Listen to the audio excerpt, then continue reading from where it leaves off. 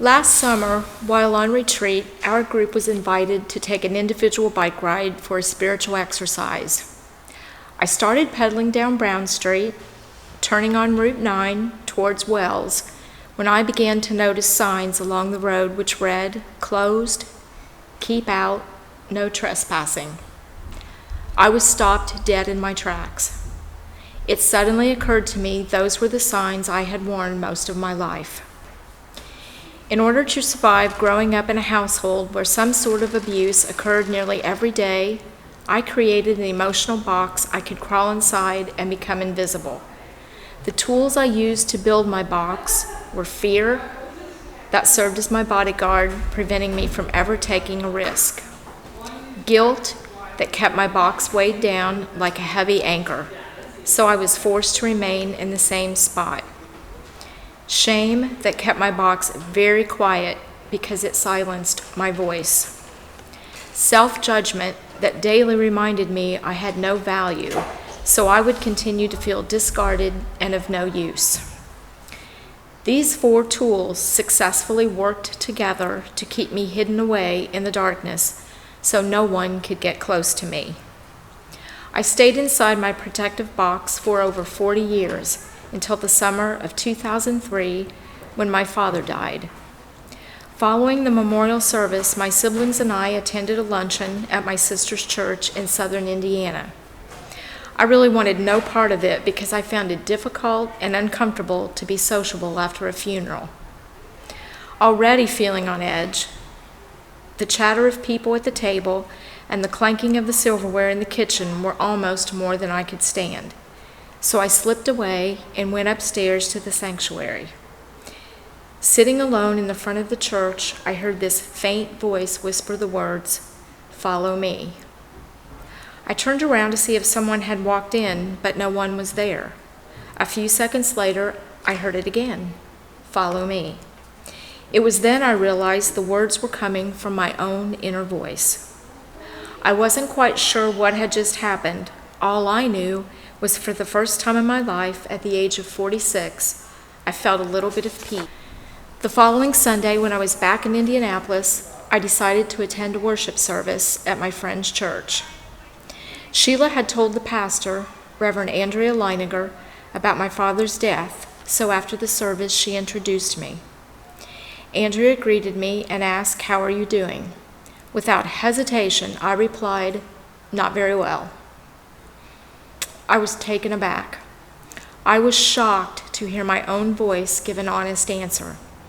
You see, in order to keep my box intact, my whole life I always responded with a pat, safe answer, "I'm fine." And each time that would end the conversation. Then I would go on living the lie. But this time I opened the door just a tiny crack. Andrea offered to meet with me to talk, and I agreed. Later that day, I imagined one session would probably do it for me, to be able to maintain my "I'm fine" attitude. At our meeting a few days later, Andrea lighted a candle and encouraged me to think of the candle as a symbol for the light of Christ. That day and the next 4 years of counseling, I lighted my candle, allowing Jesus' light to shine in my apartment and in my soul. That was the beginning of my search for the truth that could set me free from my bondage and my darkness that had plagued me for so long. Learning to trust another person was the first step out of the box. Over the next many months, I began to find my own voice, to at last expose the secrets buried deep within.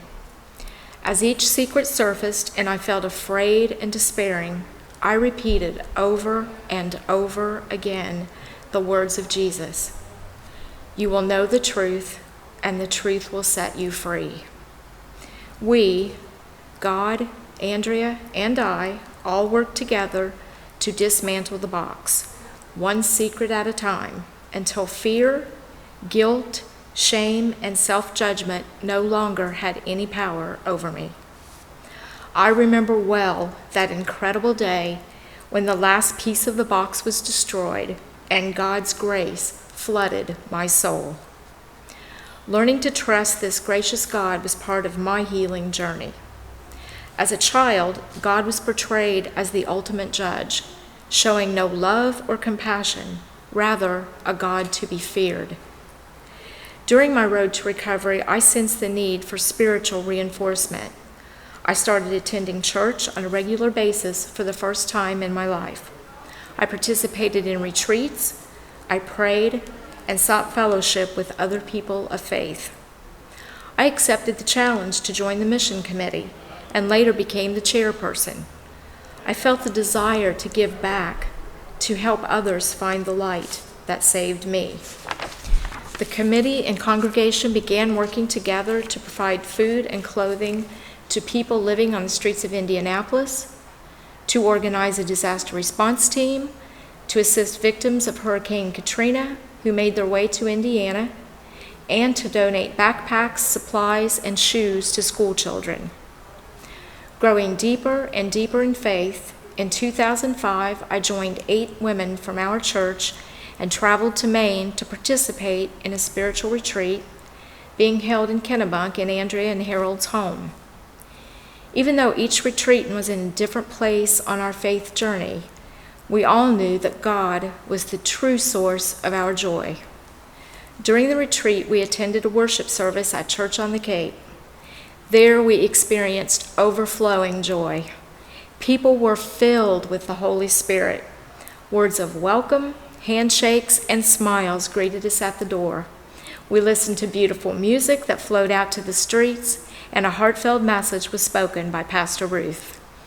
I felt as though I had traveled to heaven, and I did not want to leave this sacred space.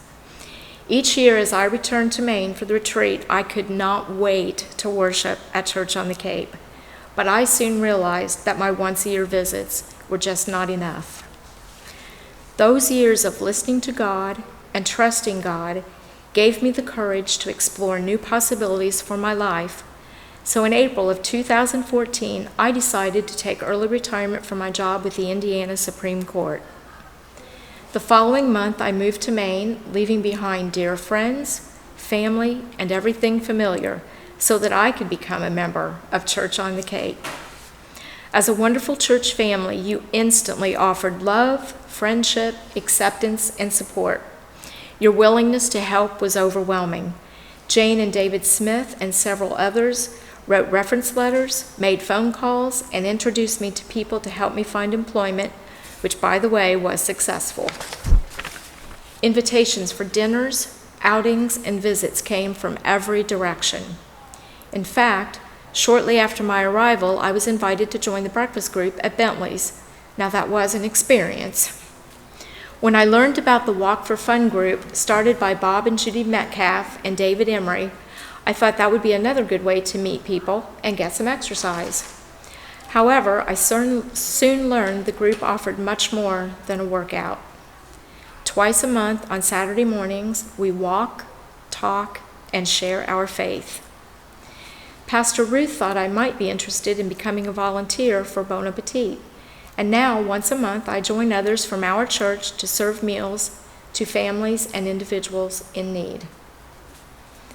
As I turned onto Route 1 to head back to Kennebunk to conclude my bike ride assignment for our retreat, one last sign drew me in. It read, "All are welcome."